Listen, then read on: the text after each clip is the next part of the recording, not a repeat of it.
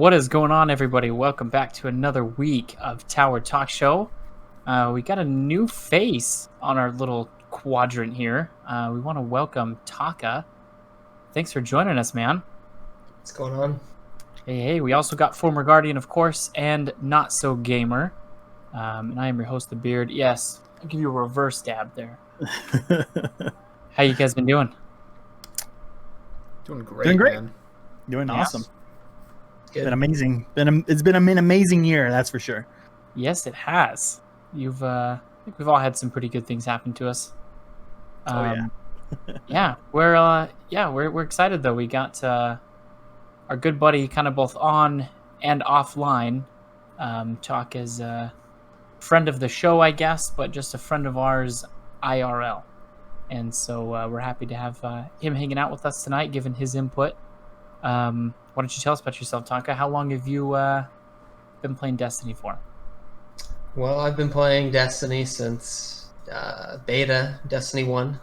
He's a beast. So Beta. Does that even you, Guardian? You didn't. You weren't D1 beta, were you? I played the beta on his beta. I did not have access. He told me about it. He's like, dude, Bungie's making this game. They're the developers of Halo. Like, you got to try it out. It's super cool. So I played a couple rounds of PvP on the beta from his account back on Xbox 360. Woo! You guys are beta bros. Dang, dude. The old days, man. I mean, I've played a little off and on. I didn't play like hardcore all the way since that point in time. You know, I've taken some time away, come back, taken some time away, come back. But So how did you somewhat of get a veteran. as good as you are? I'm not that good. How did you get good? So I guess for the folks back home listening, when we play together, our group of however many is on any given night, anywhere from 3 to 6 to, I don't know, 7 sometimes. And anytime we jump into a private match, if Taka's not playing, it's a toss-up, is whoever's first on the leaderboard. When Taka is playing, we kind of just default to who came in second and then congratulate that person. Yeah, because it's Taka gets a participation trophy. Yeah, we know he's coming in first. whoever takes second is the real winner there. That's exactly it. We even tried to, like, I was- we tell them to, like, you can only use like bows, just 2 bows, and Hey, calm down, okay? We don't need that kind of talk on this show. good old bows. You Degrading. can only use a white sidearm. Yeah, no, we made him use the Traveler's Chosen one time, and the only complaint he had was that it had 9 rounds. Still top fragged, still came in first, like almost basically like Sum of All Fears us. And he was just like, I man, wasn't there that time, so I was happy. he won. Yeah. He's like, dang, I wish this had a couple more rounds. Like, really? That's your only complaint about the white sidearm? Freaking ridiculous. It's So, the inverted controls. Is that the secret? Apparently, Secret. what is it? Up the aim assist or something? Why- Wait, talk Must us. do something. Obviously, so did you start playing D2 on console, then you switched over to PC? Yeah, so I played on Xbox, all Destiny 1. When Destiny 2 came out, it originally was only on console. Yeah. And so we got it for PlayStation because they got the early content drops and stuff. Dude, we bought PlayStations for Destiny 2. True. Because we were Yeah, we like, did. I am sick of this exclusive crap that the Xboxers had to deal with. And we're like, we're doing D2 right. And, then it launched. Former, was that about the time that you and I found out that we both played this game? I think we knew that each other played, but we were on different systems because I played all of D1 on Xbox as well. That's right. Yeah. Yeah, because we'd both played for years before we were like, wait, you play Destiny? And then, yeah, you'd finally saved up enough money for the real console, got the PlayStation. I mean, PC is the real console, am I right? How hard was it to switch from console to PC then, for you, Taka? Still uses controller, so I mostly still use a controller, so honestly, Nothing wrong with that. I mean, I feel like there's nothing wrong with that. I mean, it's still kind of cool. And there's a lot of controller users out there on PC still, so there's nothing hating there. There's like a stigma that people bring up, but it's just your choice of input. Like, no one is necessarily better than the other. Each one has its own advantages in its own way. It's like exactly. So, honestly, I stopped playing Destiny 2. I don't even remember when it was that I stopped playing, but it was for quite a while. Before Forsaken. Probably about Curse of Osiris. It was probably. So you're talking about year one, then, right? I never bought or even played the first expansion. Okay. And then they came out with PC, and like I wanted to play on PC, but I didn't want to have to like start over and make new characters and unlock all the crap, because this was before like the cross save and stuff. And so okay. It wasn't until like halfway through Season of the Undying that I came back and picked it up on PC again.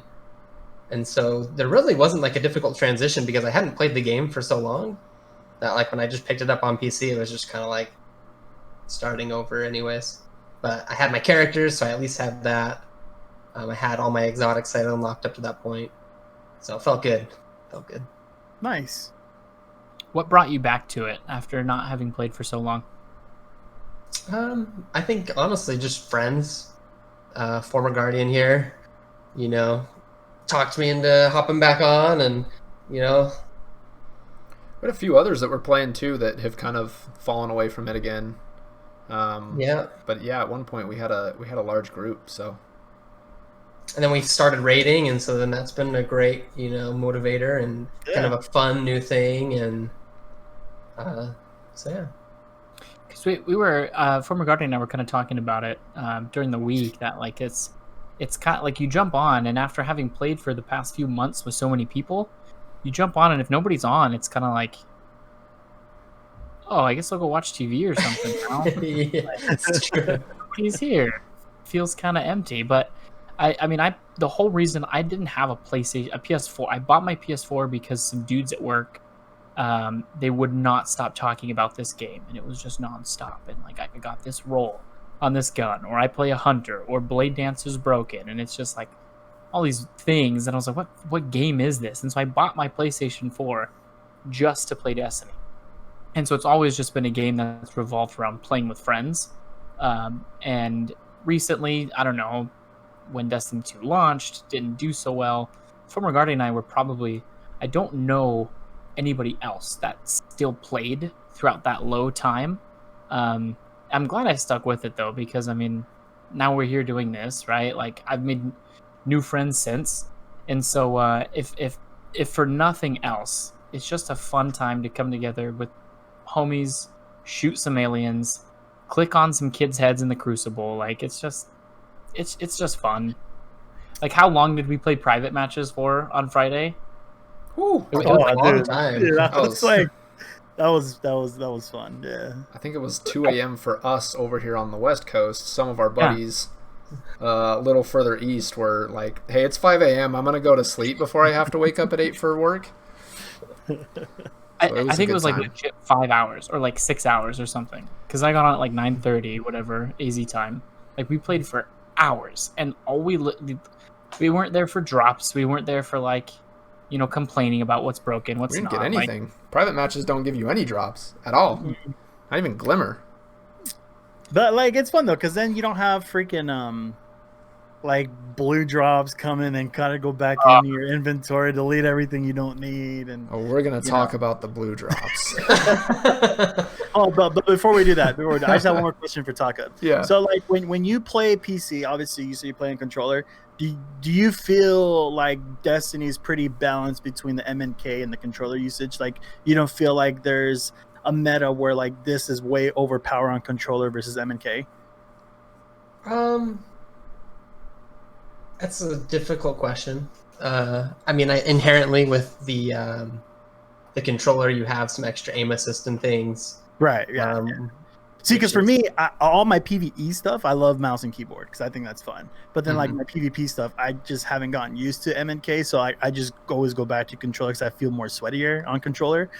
But I feel like it's a perfect balance between them. So I don't ever feel like there's a meta where like, oh, this is just too overpowerful on control than it is on MNK versus like other games. I feel like if you try MNK, like controller will just dominate you, or vice versa. I feel like Destiny's pretty balanced on like, if you want to play MNK, you can, because there's nothing broken on MNK, and if you want to pop your controller on PC, you totally can, because like again, there's nothing broken. Do you feel like that way too? I'd say generally they're fairly balanced, but honestly, I think somebody who's really good, I'm talking like top level with mouse and keyboard, they're just always going to have an inherent advantage just because you have so much control and you can be so precise with a mouse. Well, especially with a game like Destiny where movement's king. Right, like right. That's what I'm if saying. you can master that movement, you've got a lot of keys at your disposal. I think controllers are a little bit simpler, a little bit easier to use. Okay. But if you're really proficient with the mouse and keyboard, I think the best mouse and keyboard player playing against the best controller player, the mouse and keyboard player probably wins. But controller just has. Yeah, sorry, Beard, go. It just has a lower barrier to entry, I feel like, and it's. Oh yeah. But like Destiny has always been on a controller, and so I do know for some people, picking up a new input for the same game they've played is kind of. It's a challenge. I think that's why MNK is so daunting to people, is because most people do start gaming on a controller, but like I convinced my wife to play the first mission of Destiny. Now with New Light, you can start an account and it takes you through basically D1's first starter mission. And I had her try it, and she was like getting frustrated using a controller, and it was like so foreign to her. Like she'd walk with one, and I'm like, you need to use the other stick to move your view. And it was like so confusing. Well, then I set her at the keyboard, and she's like, oh, I just look with the mouse. Oh, that's so easy. And like she picked it up like that, but she doesn't game. And so it's interesting how much we talk about how hard it is to use a mouse and keyboard, when it's just because most of us have a background in using a controller for so long that doing something different with each hand, aiming and hitting keys and stuff for all your other, it's confusing. Right. Yeah, and like I said, I feel like it's pretty balanced. Like Destiny is it's a really balanced game where you can like play the way you want to play, and disregard what people say. Oh, you're a controller on PC. Like what the hell? You know what I mean? Like I think it's still really, really good balance enough where like you can play the way you want to play. Because Grenadier Jack plays on controller, right? And the fool has over like 500 flawless. So it's Drewski, Drewski cool guy mostly plays. Kamikaze, a lot of people play controller. Yeah, exactly. So I feel like, and people like Frostbull and like Crafty, they all play on PC. MNK, Gigs plays MNK. So I mean, like those are really top tier players, PvP players that you could tell that not one dominates the other. They're both like pretty balanced on their skill level. It is interesting. Back in the day, it used to be like, oh, controller players are trash and they'll never measure up to someone using MNK, and somehow it's swayed to, oh, this guy uses a controller, he clearly needs aim assist. Oh, he wouldn't have hit that shot if he didn't have aim assist. Yeah. It's like, wait, I thought they were at a disadvantage. What happened? Didn't that kid that won Fortnite a couple years back, didn't he play on controller? I think I heard something about that. Yeah, right. He won a controller versus all the MNK players. Yeah, it's just like it's just your preference, Exactly. That's what I'm saying. It still just kind of hurts my soul a little bit though when somebody kills me in the Crucible and then they just do that slow controller slow turn. Yeah, when they're on like 3 sensitivity and it's just, oh my gosh. Movement is so nice on mouse and keyboard though. Like, you can be looking straight ahead while you're sprinting, and you can like slide and flick your mouse to the side and just slide to the left or slide to the right instantly, or even slide backwards. Yeah, like instant dodge roll. You just can't do that on a controller. Like, right. Even with an Elite controller, it's still. I mean, I played with a Elite controller. I don't know if you play with a Scruff or a Elite controller, but or just regular basic controller. Basic B. Sweet, man, even better. Sweet. No control freaks, dude. No, I don't need no extra fancies. I actually don't know anybody in our group that has ever like heard of control freaks or ever played with them. I don't know how. For those listening on audio, by the way, that was a PlayStation 4 controller, not an Xbox. Yeah. Go PS4. No, not Xbox. This is control freaks right here. don't know how you don't play with them, dude. Those are like steroids, dude. They're Yeah, illegal. That just makes it easier. Not promoting it is what I plan right here. I mean, they want to sponsor us. That's fine too. Right. We'll accept Man, sponsors. Or this Pikachu Switch controller. I don't know how good this will be though. It's I don't know. It's my KD is usually about the same whether I'm on an MK or controller. Like, I don't play that much better on either. I'm still pretty much always getting in the worst positions and dying anyways. I just feel like with a hunter dodge on controller, I feel like I use that hunter dodge. You go out into third person, you can kind of spin the camera around faster than if you just like spun your character around. There's just things like that it's hard to go back to controller when, like, I don't know. And especially when you get a Warlock, right? You use Top Tree Dawn. You know it, baby. Dude, the mobility on that is insane on MNK, dude. So I like flying around at Mach 3. What's funny is I used to play, before I came back to Destiny, a lot of Apex Legends, a lot of PlayerUnknown's Battlegrounds, Fortnite, and I was playing all of those games on PC with a mouse and keyboard exclusively. And I remember getting former Guardian to play a little bit of PUBG with me. We played some Apex Legends. Can we not? And well, I remember you came in and you're like, I want to play with a controller. This mouse and keyboard thing is just weird. And I'm like, nah, dude, you got to play MNK. It's just like so much better, so much easier. And yeah, I don't know what happened. I went back to Destiny and I'm like, I played on a controller before. It just feels weird playing MNK. So. Well, I mean, like, you're D1, like, beta, so you've played Destiny through controller. Even though there's other people who've gotten used to it. Like, for some, it's like, you know what? Destiny's always been controller. It's going to stay controller. Well, Destiny's movement's pretty unique in and of itself, too. Like, there's not another game that maneuvering feels the same as it does in Destiny. Like, especially all the games you just mentioned. Like, Fortnite, PUBG. I mean, Apex can sometimes how you can slide down hills and, like, pick up speed. But for the most part, you feel like you move a lot slower than you do in Destiny, and so there is just kind of an inherent feeling, I guess, to it. So yeah, I can understand picking it back up and just wanting to go to what feels normal.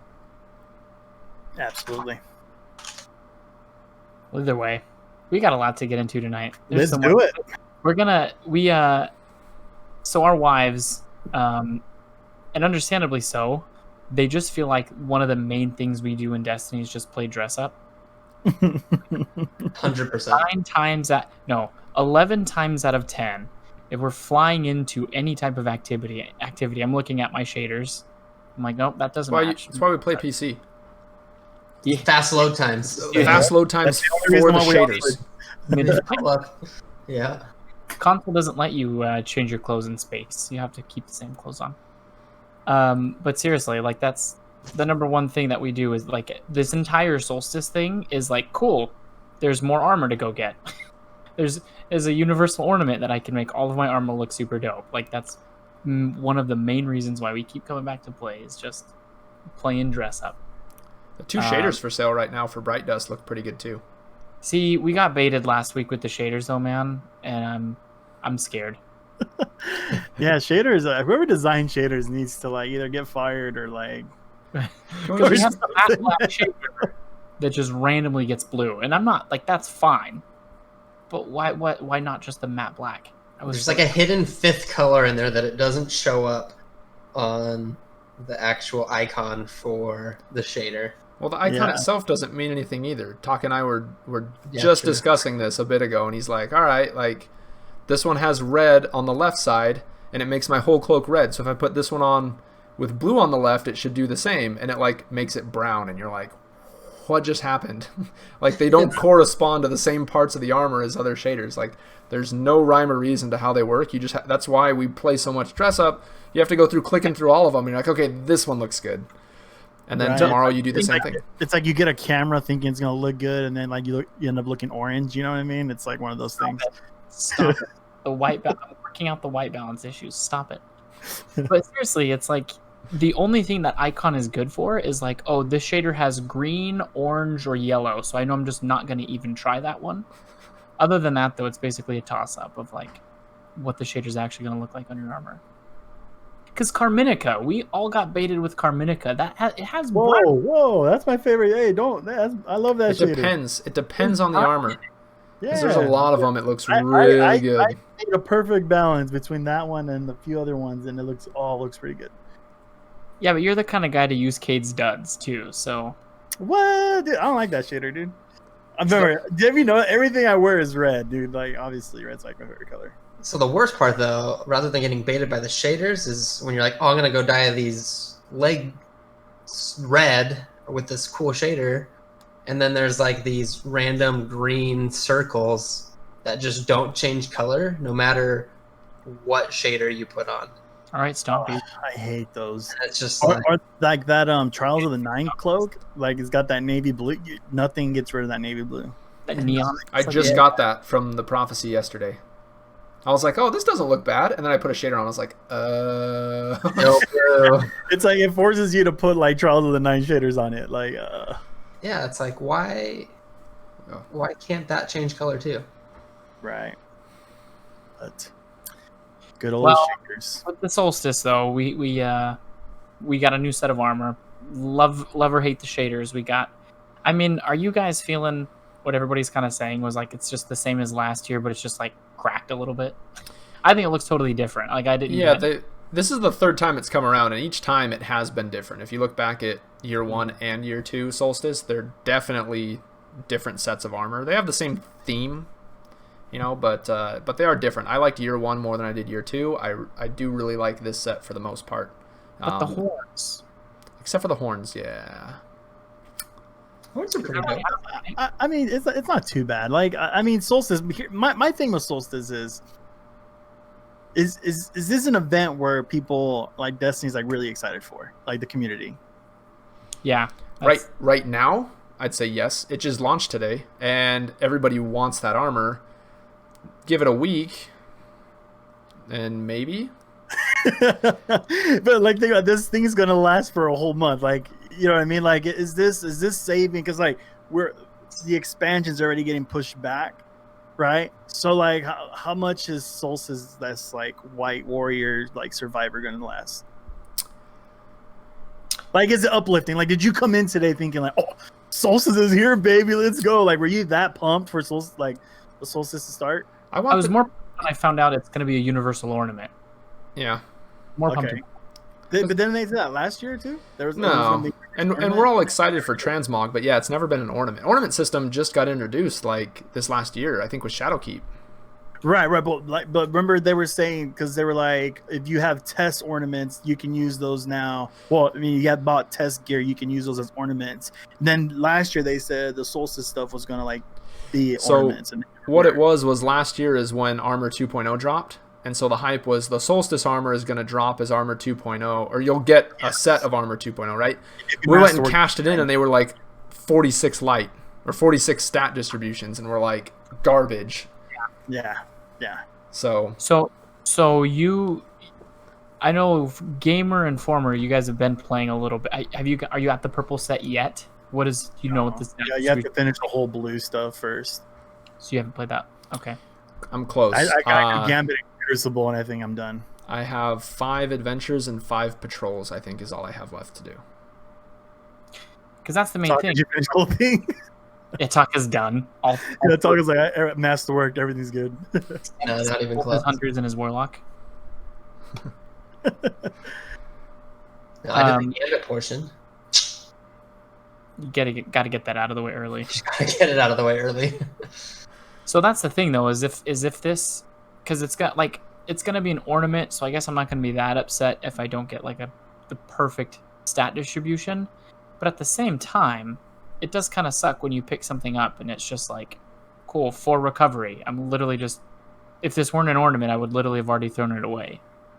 Like, I mean, the stat distributions has to be better this year, right? Like to keep the hype going, I guess. Because well, I mean, not just stats, but like the point. My problem with Solstice is that every year it's come out, the armor's pointless. The next expansion. I think that's why the ornament is like so appealing to people, is because it's the look. Mm-hmm. Because like year 1 was gorgeous, that white, beautiful armor set, like, and then you got introduced to random roll armors, and then now it was just kind of like, what, you know what I mean? It just like threw you off because like that was irrelevant now, especially because Solstice came in, and then like right when it ended, you had Forsaken, so it was like, oh, I want to use this armor set, take it into this new to start my Forsaken, but you started brand new, everything with blues and everything, and you could upgrade it, but it would not benefit you in any way because you didn't have any mods or anything. You know what I mean? So that what happened last year. So last year you were like, oh, armor 2.0 stuff on it, sweet, let's do it. Stats are important, and then everything was based like 40, 45. You know what I mean? So like if they make it where you can actually take this into the next expansion and actually use it in the actually be worth something, like I think that'd be kind of cool.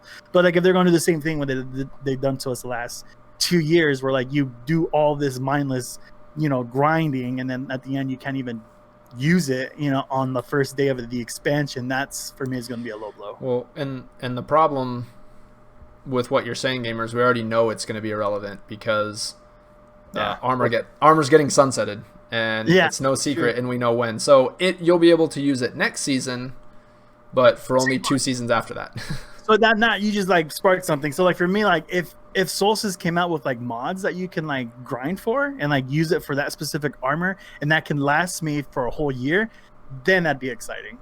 You know what I mean? Because like armor is already tied to like mods. Like you can't, like there's certain armor you can't put mods in, right? Because it's tied to that season already. So like if Solstice came out with something like that where you could put like mods in that can be specific to that armor, I think that'd make it really sexy and really more appealing than what it is right now.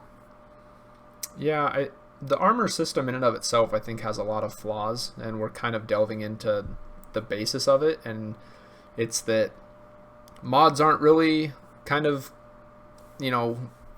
I guess self-explanatory, for lack of a better word. It's pretty confusing, especially because the Last Wish and Garden of Salvation raids both just got brought up to current season tier as far as when they'll be sunsetted, which means the logo in the corner has changed to this season. However, mods remain for the corresponding seasons in which they were launched. So things like taken armaments and whatnot still goes on the Last Wish armor. It can't take any mods from this current season or the ones within the range in which they allow that.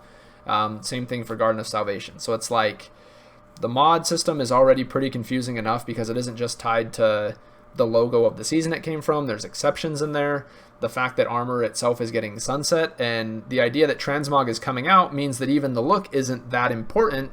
It really only matters about the stats, because once that launches, you can make your armor look like whatever you want. You just need to have the affinity and the stat distributions you want, and then make sure it fits whatever seasonal mods you want to do as far as when they launch. So they've made so many changes to the way that armor works. It really is just convoluted and kind of what you're even looking for at this point. I mean, we're all stashing up armor we think we like for when transmog does launch, and the off chance you have to dismantle it in some way to unlock it. Outside of that, like armor drops, you check it. If stats suck, it gets trashed, and legendary shards. It honestly seems, and correct me, I mean, maybe you guys have a different perspective. For me personally, like the seasonal mods come after the stats. If the stats are garbage, I immediately am throwing it away. But if the stats are okay, then I'm looking at, okay, how long is it going to last? Oh, this one dropped. This armor became relevant again in Season of Dawn, which means it's only relevant for next season. I'm not going to masterwork it. That's a waste of materials for one more season's worth. So I still don't use it,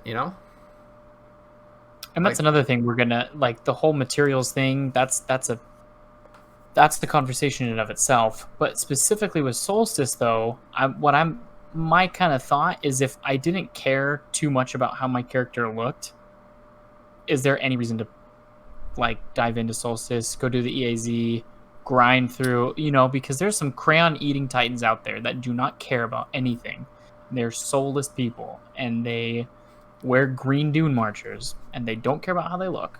So with the player who kind of just jumps in every once in a while to have fun, not super concerned about stats and the way their character looks, like Solstice doesn't really do much for those people, right? I do think that the activity itself is fun I think the EAZ is a blast. Yeah, just as a game mode to play. Rewards are terrible. Yeah, with the packages. the blue. Should we just rip the Band-Aid off at this point? So Taka, rip it off. well, once you unlock the magnificent armor, right? So that's when your set starts to glow white or whatever. The legendaries? Yeah, so at that point, the packages will then drop that more of that armor. Oh, so it's not always just blue. According to Bob, that's... Wait, so I can get a better stat roll on that legendary gear later on? I'm not tied to that same one the whole time? So it says after you earn your magnificent set, you can continue to earn more randomly rolled pieces from opening Solstice packages. So... Because right now it's just blue. Yeah, Well, right now. What's most triggering about it, and was that in the TWAB, or where did you read that, Taka? Yeah, okay. This week from last week. Yeah, so because essentially, for those who haven't dived into it yet, the way that it works, you get a full set of blue armor at the beginning of the event, and each piece of armor has about 3 checklist items that you have to go complete, and once you complete all of them across the set, you upgrade to the legendary set of armor. Well, one of the requirements on one of the blue pieces of armor is to open 10 packages that you get from doing the EAZ and just other activities throughout the solar system or whatever. Well, until you get to the legendary set of armor, those packages, you pop them open and you get a blue. And if somebody doesn't explicitly understand that, like myself, I had to open 10 packages, which takes some time. Takes a few hours to get packages because it requires 15 key fragments, I think they're called, to open a single package. You got to get 150 of these fragments. You got to get the packages, and you're required to open them up front to move on to the next stage. And you spend all that time getting those and get 10 blues. And it was pretty depressing. So the only reason why there's light at the end of the tunnel now for you is because Taka just read it off of the TWAB. But had you not known about the TWAB, I think the average Destiny 2 gamer does not go and read the TWAB every week, unless you just watch Aztecross's video or something. That's kind of how you find out about it. But short of that, just the average player probably would not have known that eventually those packages are going to be more meaningful. I just feel like, what's the point of dropping blues? Like, it could have been anything. Glimmer, Bright Dust, just auto dismantle and give me the shards. We've talked about what if there was some activity specific shader or just anything other than more. It would have been nice, at least when you first boot up the game, because this event's going on, your screen gets covered in this big advertisement essentially that Summer of Solstice is live, go see Eva Levante, she's got quests and whatnot, unlock armor and all this. If they just had even a sentence there of and earn packages that give you more legendary gear once you unlock it or something to that effect. Because my take when I saw that, I was like, well, I'm not even going to keep cashing these in because it's literally just work for me to then go through and delete these blues out of my inventory. I'll just wait till the packages disappear after the event. So now that I know that, thanks to Taka, I'll hold on to them and cash them in later.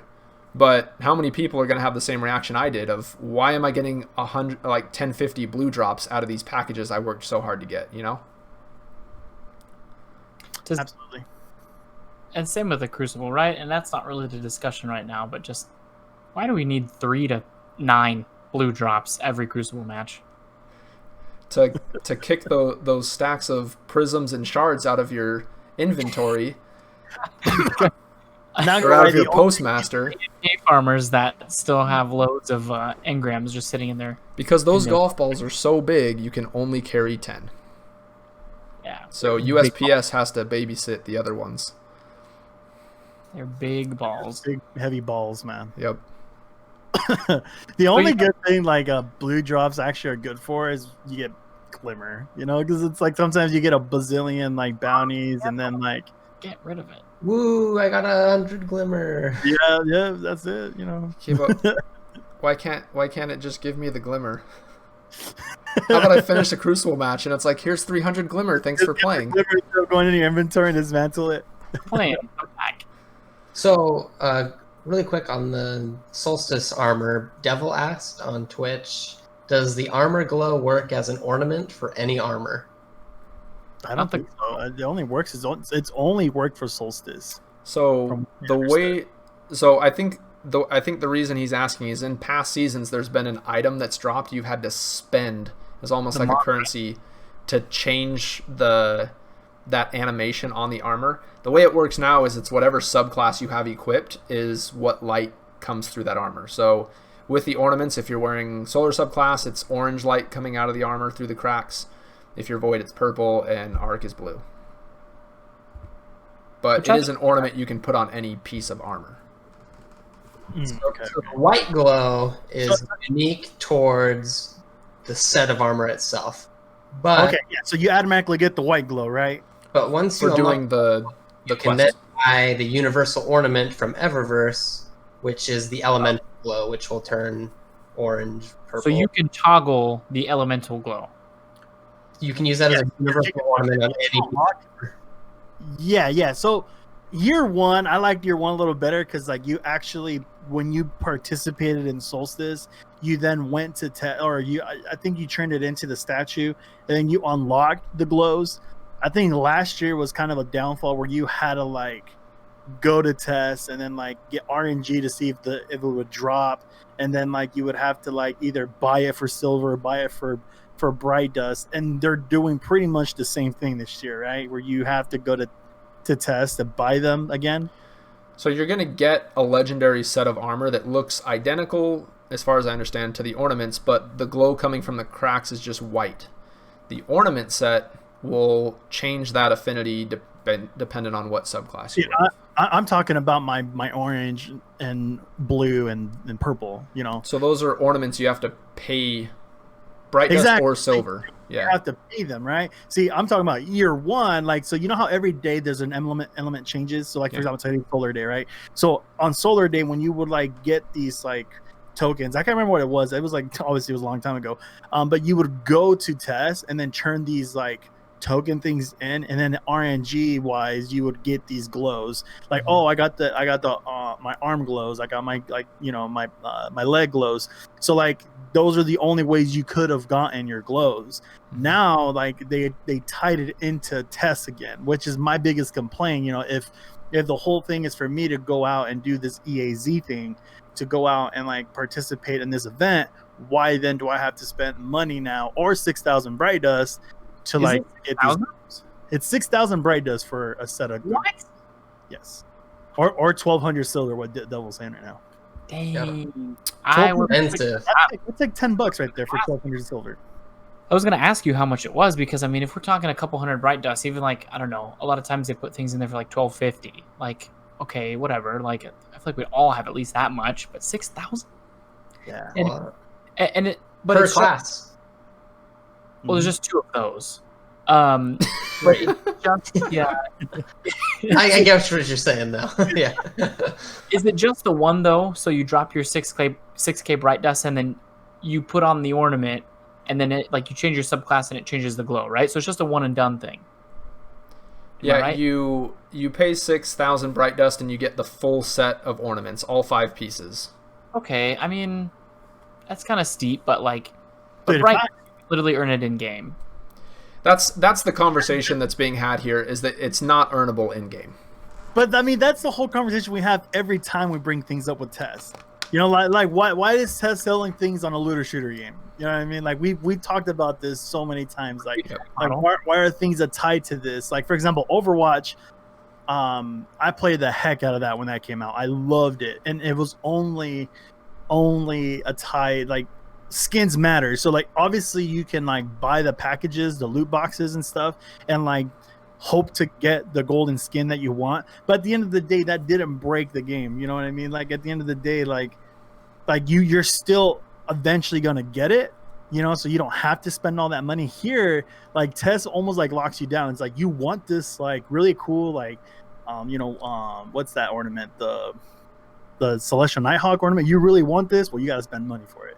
I don't like that. If you really want this, then you need to spend money because you can't get it in game. You got the mnemonic engrams from the season pass. Would you feel any different about the Solstice event if, let's just say, every time you killed a boss, because it's a horde mode, right? You kill the bosses, then you go do the chest and all that.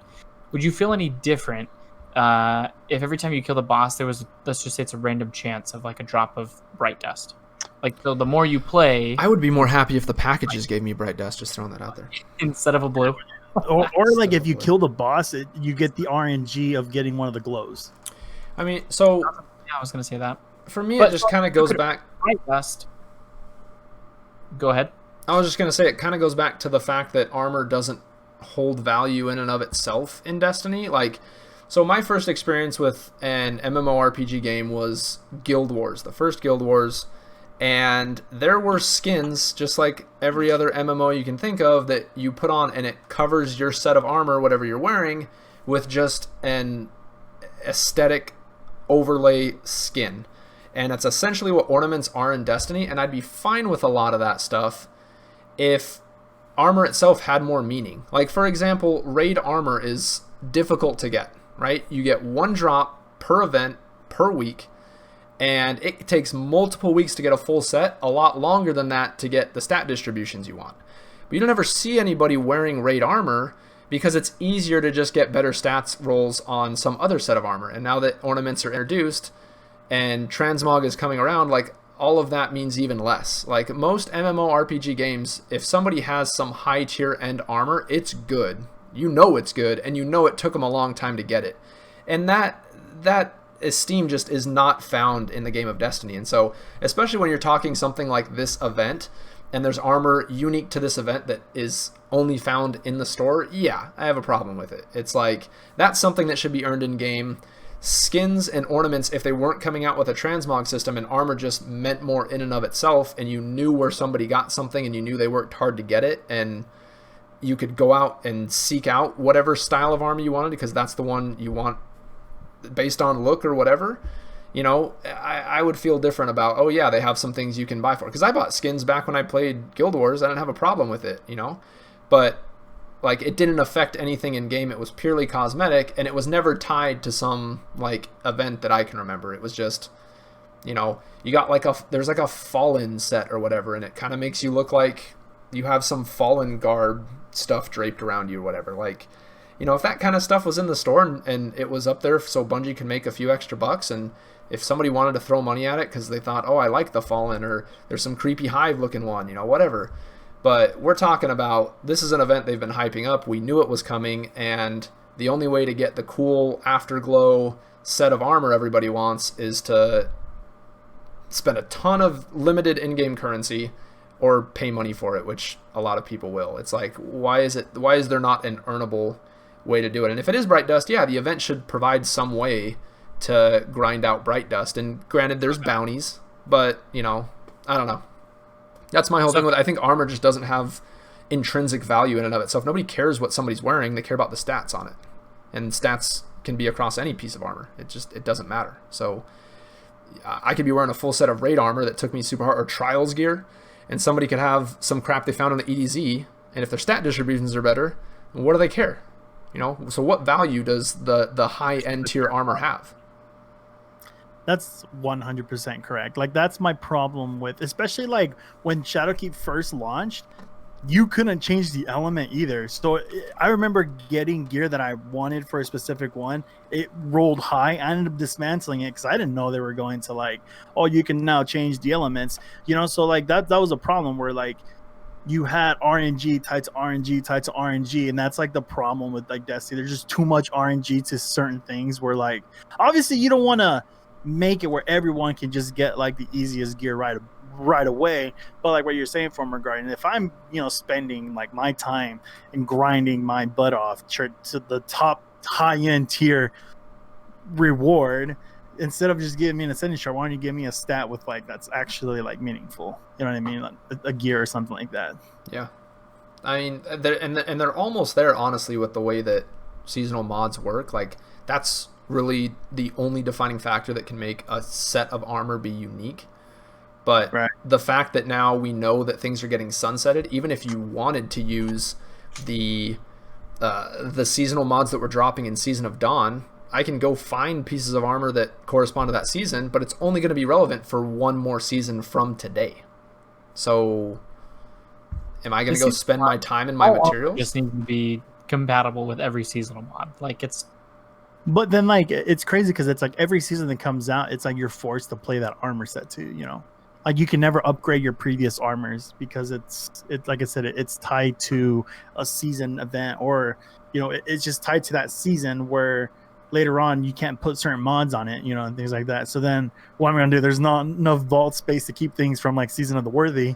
You know what I mean? Up to like, if I want to use my War Mine cells, like it's only a tied to the last season. You know what I mean? So like, what's going on here? Like that's my problem. Like So I don't like how things are set to specific seasons.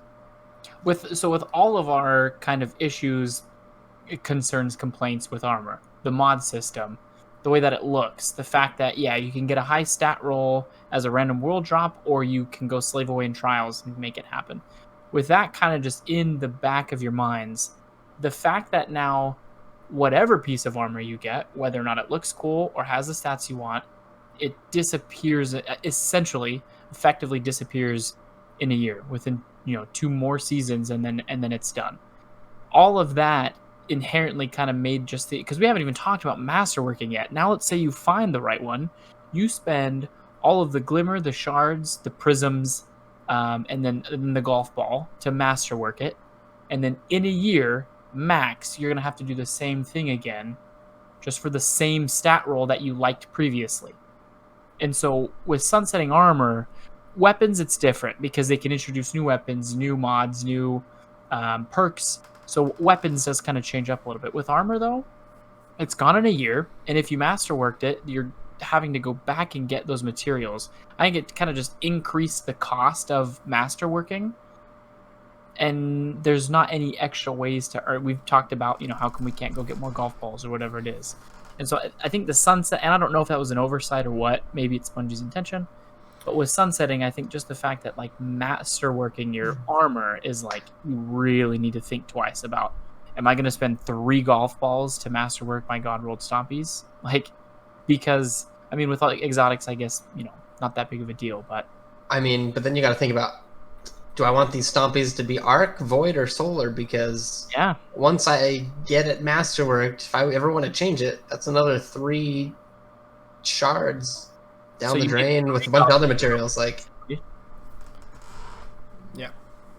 yeah, the masterworking is obviously a problem. Like that's been one of my biggest complaints. I don't think it's super hard to masterwork stuff. I just feel like it becomes unnecessary later on because I masterwork a full gear, and then I was okay with the sunsetting of the armor. Now I'm not okay with the sunsetting. I mean, sunsetting weapons. I'm not okay with sunsetting armor.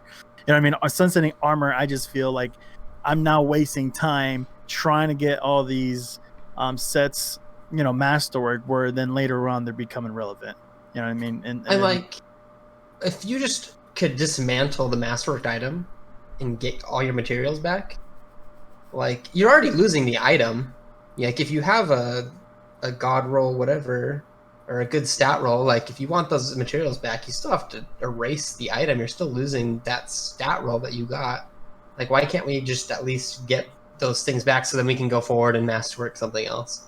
Exactly. And like what Devil's saying, like, and that's always been my complaint too on chat, like you don't get your golf ball back, it's gone, and then it's like, and the only way to get them is trials or like Grandmaster Nightfalls. It is funny because even if it gave you the golf ball back, so you got that Ascendant shard, if you wanted to masterwork something else with it, you do still have to spend all the other materials. You got to spend a ton of glimmer. It's like, I want to say like 20k glimmer to get from tier 1 up to 9 or whatever. Yeah, you're going to spend, 3 prisms. You're going to spend a bunch of enhancement cores, legendary shards. Like, you still have to go through all those steps. If you just got the golf ball back, the Ascendant shard, for dismantling something you've already masterworked, like, that doesn't even make up what you still have to spend to masterwork something else, but it would give you most of it back. For those of you who don't know, who've never dismantled one, you get 6 prisms back for a masterworked piece of armor. And it costs 10 enhancement prisms and 50,000 glimmer to purchase an Ascendant shard.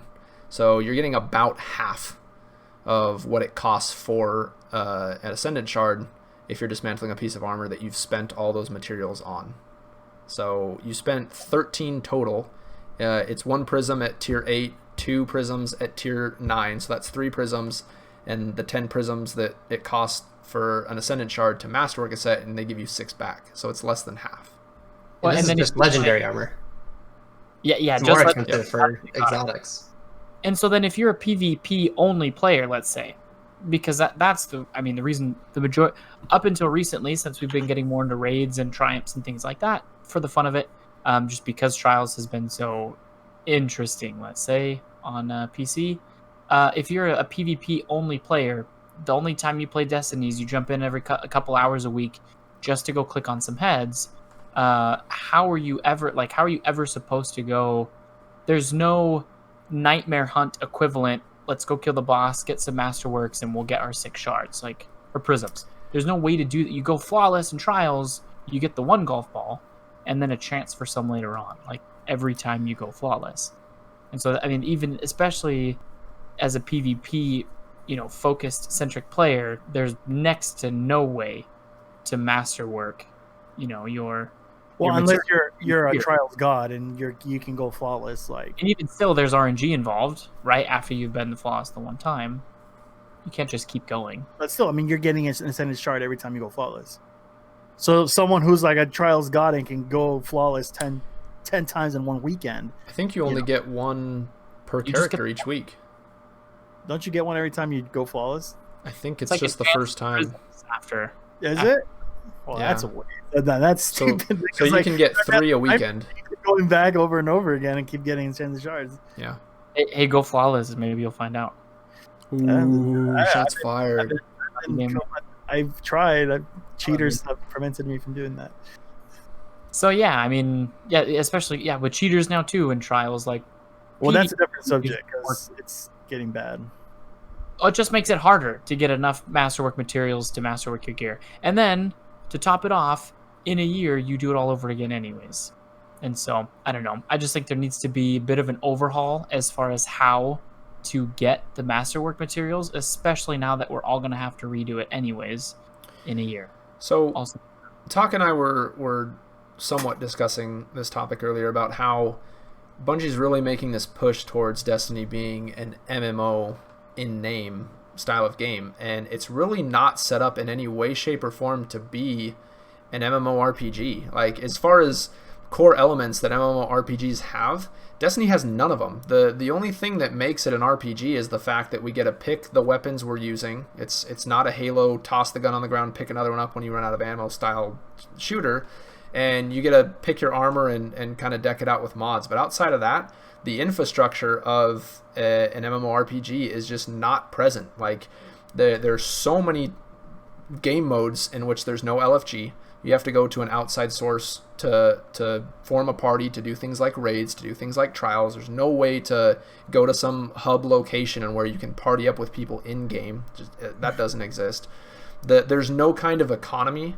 There's no trading system, which I get the way that Destiny works. If you could unlock an exotic and trade it to somebody, that could cause issues, and I understand that. But even just for materials, we're talking Ascendant Shards. There's no way to transfer your stuff and do these things outside of they've implemented with the gunsmith. You can again spend 10 prisms, but one way or another, some of those things you have to go out and RNG has to drop for you essentially. So the materials you pick up on the various planets, all that sort of stuff is just meant to spend on getting these other materials. You don't utilize them anymore to upgrade stuff. Weapon parts. Anybody use any weapon parts lately? Those are next to worthless. You turn them into the gunsmith for a random purple you dismantle for 4 legendary shards. So a stack of 100 gunsmith materials is 4 legendary shards. That's the transfer rate. I think I could clean Bungie out if the exchange rate to real life currency was 1 penny to gunsmith material. I'd take a nice vacation. I'd make money, dude. I'd make bank. I can tell you that right now. Yeah. So the nice part about an MMO is if you want an item, most of the time you can get that item doing whatever you want. If you like to cook, you got to go cook, and you make money cooking, and then you can go buy said item from some other player who's sat there and mind-numbingly farmed it at the super low drop rate, Or maybe you like fishing, and so you go and you fish, and that's what you like to do, and you can do that and you can get the currency, and then you can go buy or do whatever you want to do. Like, you can kind of play the game how you want to play it and still reap a lot of the rewards that you're not necessarily doing the specific activities for. Whereas in Destiny, it's like, if you want Ascendant Shards, here's your 2 options, go at it. And it's just like, well, if you don't like to do those 2 things, you're screwed. Or even if you like to play Trials, but you're just not good enough to go flawless, it's like, well, yeah, or you just run into cheaters. Well, no, I was going to say, like, not even that. Here are the 2 options. Face cheaters on the way there. And if you don't, good luck trying to pass, hardcore players. Or go do this tough challenge where you need 2 people and you have to be minimum of like 1075 light to even the casual solo PvP centric player. Forget about it. Basically, in the current economy, because it's not even like a shard is a random possibility of a drop after a Crucible match. Like, I mean, back in D1, there was more like playlist exclusive drops. Like, Ice Luna would drop in the Crucible. Like, it was actually good thing to just jump in, play around. I got a half hour to play. If I knew that I could potentially get some prisms just by playing a couple rounds of quick play, like, that'd probably keep me in the game a little bit longer each day, knowing that I could potentially get a drop. Like Taka, you're saying, just playing what I want to play, because at the end of the day, I think we all agree that what we really want to do in Destiny is just play Crucible. We want to look good doing it, which is why we play Dress Up, which is why we're going to go do this freaking Solstice event, because the armor looks dope. But really, we want to play Crucible, but we can't min-max our gear. We can't enjoy the MMO aspects of the game if there's not a way to get the materials that we need just playing what we want to play, which at the end of the day is Crucible. Well, the interesting dichotomy too is that I feel like masterworking your armor and the benefits from it in both your stats going up a level and being able to equip max and min on what mods you slot, I almost feel like is more advantageous in a PvP setting versus a PvE setting. Like, 100%. You can work with less mods in a PvE setting unless you're really endgame master nightfalling it and you need every one of those 10 energies to spec out your loadout. PvE, you can go in without recovery mods. You can go in with mid-tier stats across the board, 5s from mobility down to strength, and do just fine. But PvP is where people really, you want to get the targeting mods in, you need your reload mods because that gives you the slight edge over somebody else, and masterworking is what allows you to do that. And again, you want the 100 recovery, 100 intellect, like, and those couple levels in different various areas can mean the difference in a firefight. But those people who exclusively play the PvP are not in a position to masterwork their gear. They have to go into the PvE setting. And I get that there's 2 sides to the same coin. It's the same game. And you got to venture out. And if it is going towards that RPG side, you have to understand that there's an aspect to the game in collecting and obtaining items. But again, even if as far as a trading system was ever introduced, even if it had nothing to do with armor and weapons, and that was all stuff you had to unlock on your own, even being able to trade materials would make a world of difference. Like, how many PvP players are stocked up on, legendary shards or whatever it is, bright dust? I have a ton of bright dust, and it's because I just pick up Crucible bounties each week, and I get the extra ones, and it drops me bright dust, and I never really do anything with it. Like, if I could give my bright dust to a player for an Ascendant shard, I might be tempted, and I'm sure there's people out there that want my bright dust. But even if it was just materials like that, legendary shards, glimmer, it'd be an easy way when somebody runs out of glimmer to go, hey, selling prisms, selling enhancement cores, whatever, and they can quickly refill and maybe you don't want to open that up as like player to player trading, but maybe just have even just like a vendor being able to kind of transform your currencies into different things. Let me cash in 1,500 gunsmith materials and maybe get, an Ascendant shard, or cash in 500 and get a prism, or whatever it is. Even if it's an absurd transaction rate, like, have the option there. Well, because then that you follow that line, and that would mean all the blues that you get from Crucible could eventually turn into an Ascendant shard. Right. All the gunsmith materials you get, freaking Banshee wants, I don't know, whatever, like 20,000 materials, and I'll give you a shard for it. Well, then I hope so. eventually, just playing Crucible, eventually you can get the materials you want. So like, do you think there's actually a solution down the road, or is this just gonna kind of always be one of those, like, it's a game that is just like this crazy mix of PvE and PvP, and there's just kind of, you know, going to be hiccups? I don't see him rolling out a solution. I don't know. I try to lean on the positive side of things. I think this is so far off of Bungie's radar that they're not looking to implement an additional vendor for materials. Like, that is the end game. Like, we come back to keep clicking on TTS. Exactly. I was going to bring that up. I mean, like, replayability. Like, you know, we're not trying to bash Destiny at the end of the day. You know, like we love playing it. We keep coming back. So, you know, nothing sounds intimidating of like trying to buy Shadowkeep or trying to, like, you know, loot new lights out there that like want to play this game. There's nothing, you know, too crazy about it, because at the end of the day, it is a fun game. Grab a couple of buddies, go out, do some strikes, go out, do some Crucible matches, go out, do some Nightfalls, like challenge yourselves. Private matches, man. Exactly. Like at the end of the day, it's still fun, and at the end of the day, we still come back. There's just a few things in there where we just wish things would be a little different. You know, for me, I just don't like spending my money for something that is in game. You know what I mean? Like, it's a looter shooter, so why do I have to go to test to buy something? You know, at the end of the day, you know, you want good content, and I feel like Bungie delivers good content to us.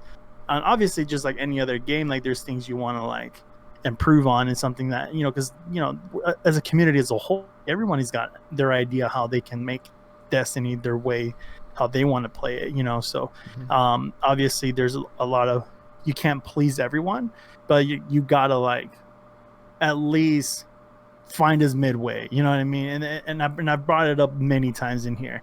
You know, where does Bungie cater towards? Are they catering to their casuals, or are they catering to, you know, those ones that are putting in 100 hours like a week playing this game? I just do think it's weird that they don't seem to focus that much on being able to advance through the game, if just as a Crucible player, if that's what you want to do. Exactly. And that's a problem. You know what I mean? That for me, that's the biggest issue. Where you, if you want to be a PvP player on Destiny, like, you still have to like go do like PvE, and you're like, well, I don't want to do PvE. You know, I'm a Crucible guy. Like, I just want to come in here and just play PvP. You know, same vice versa. Like, and I think that's why people like get upset when they get quest lines where it requires both.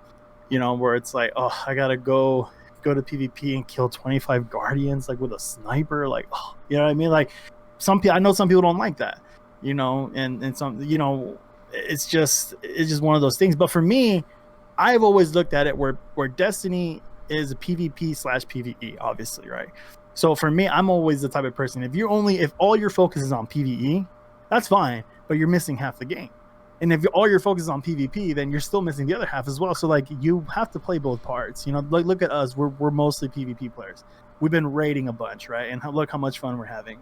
Right. So like, and that's kind of like my idea there. It's like, if you're just a PvP, like, grab some buddies and go do some night raids and nightfalls and stuff, because the PvE content is like something you're missing out as well. But the thing is it's more like PvP is a quarter of the game and PvE is like 3/4, right? Because with how expensive Gambit, get best of both worlds. Something on. Oh no. Gambit's a 10th. It's like a little sliver. Yeah. No, but like, I think the bigger issue at large that we're discussing is more than is Bungie catering to a casual style player or a more heavy-handed plays tens of hours a week. It's that there's things that as Destiny players we just roll with because we like the game and the way that it feels. Like, going back to what Gamer was saying, we do keep coming back to the game, but it's because we like how the shooter game feels. We like going, whether it's Crucible or PvE, shooting the guns, sliding around, blinking, floofing, jumping, all of that feels good, and we like that. We like the abilities. We like the play of the game, but the structure of it, there are things about the game that, were it happening in other games, people would not tolerate it. Like, for example, last week we were in Iron Banner. Full 6-team stack of guys on the other side were glitched out to where their light was higher than it should have been. It did not disable their artifact, so they were all 172, 180 people, or 1080, sorry, 1072, 1080 fighting against us locked at 1052, 1055, 1057, and we got massacred. But everybody's reaction on our team was, oh, they're glitched out. Ah, that sucks. And it was that. Like, it was some common occurrence that the game just gave them extra power that round. And we're like, darn it. Like, you know, other games they wouldn't put up with that. Like, you're in a game and you're like, oh, this guy's aimbotting. It's just common occurrence. We just roll with it. There's no system for trading or purchasing materials. Spider doesn't have what I'm selling. Hope it comes next week. There's things about the infrastructure of the game that we just deal with because we do like how it feels, but there's definitely room for improvement in a lot of areas. What was it, Spyro Stars we were doing before? Same thing. Chuck the ball at it. You're like, oh, I hit the right symbol. Oh, I glitched out. We got to do it again. And we're just like, everybody immediately knows what just happened. And we're like, okay, grab another ball. And instead of like, why is it glitching out? What the heck? Why does it not work? So I don't know. It's funny that there's things we just put up with that are inherent flaws, whether it's a lack of something we'd like to see for a betterment of the game or an actual glitch, cheese, or just things like cheaters or the fact that the artifact wasn't working and things like that. It's just like, we just roll with it, and that's kind of the nature of Destiny. And, you know, I think that's why these type of discussions come up, is because those are the things that I don't think Bungie's focusing on. They're not going to go back and fix some old glitchy raid. They're trying to build a new one. They're trying to launch a new season. You know, like, their focus is down the road, and the things we talk about are from changes in the past and that have affected the game in a way that maybe wasn't intentional. Things like, hey, we're going to sunset armor. Yeah, the cost of masterworking just went up because I'm going to spend all those materials and it's going to be void. So I can't help but wonder, though, had this year gone any different, given what's going on, people aren't at Bungie headquarters working their normal full, 8-hour shifts or whatever in their desks. Everybody's at home, and there's limitations with that. I can't help but wonder, had the just the landscape of this year been any different, if how much that's caused Destiny to be as glitchy, as buggy, and sometimes as sucky as it has been. I can't help but wonder, it would just kind of be a different game if everybody was just at work, right? Mm-hmm. But I don't know. Right, real quick before I know we're winding down. Did you guys hear about Halo? It's getting pushed back. Yes. Is it really? Yeah. Halo Infinite got delayed. What? November 10th? No, like till 2021. Next year. Yeah. Yep, sad day to be a gamer. A lot of delays. Every time, like so many games been delayed, man. I was so excited for Cyberpunk, man. It's still pushing and pushing and pushing. Yeah. I mean, that's a funny thing too, though. And I get, we could go on for so much longer on that, but there is a list of other games that we could play that we probably will go play for like the campaign experience and then come back to Destiny for the PvP.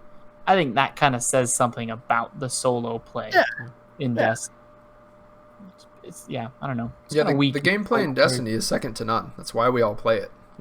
As much as we harp on whether it's here on the show or just amongst friends about ways it could be better, we do love the game, and we are going to continue to play it for the next 3 years that they have pre-planned content. But that doesn't change. I think the reason we care so deeply about it is because we care about it so much. We wouldn't be here complaining if it wasn't a game we cared about. We'd be off playing something else, like, I don't know, Tarkov or whatever crap our friends are playing. Fall Guys. By the way, Fall Guys is so fun, guys. Go check it out. It looks hilarious. It looks just like Rubber Bandits. It's a meme. I was 5 seconds away from winning stupid crown, man. I'm so mad, dude. $20. I think we can all agree that no game allows you to play dress up better than Destiny. This is true. Absolutely. Yeah, Fall Guys. I have a werewolf's costume. Just costume. Do you put a shader on that? Yeah. Oh, dang it. Go try out Fall Guys, man. It's awesome. Just play that instead. Well, we want to give a very, very much heartfelt thank you to everybody who is here live with us, whether you tuned in for a minute or two or you've been here since the start of the show.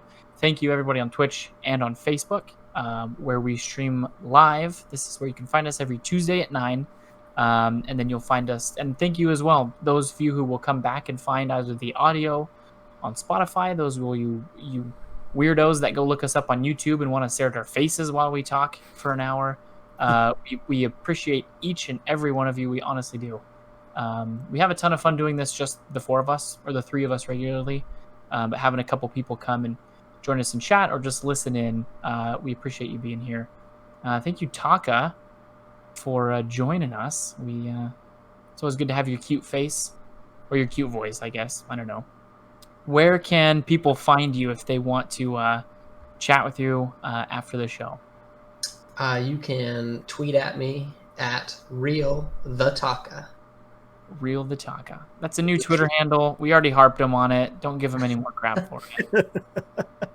At TheTaka. Thank you, my friend. Former Guardian, where can people find you? Yes, and talk to me on Twitter at Former Guardian. Former Guardian. Not So Gamer? You can catch me at NotSoGamer91, both Facebook and Twitter. Obviously on Twitch, that NotSoGamer. The underscores between the not and the so. You'll catch me streaming 5 days a week here on Twitch. That's right. He's our resident streamer, so he'll go slam you in the Crucible. He'll be the one to do it. And you can, if you feel the need, you can chat with me at The Real Beard on Twitter as well. Thank you guys. Thank you for being here. Let's go play some Let's go play Dress Up. All right, let's do it. Let's do it. Change them shaders. Done.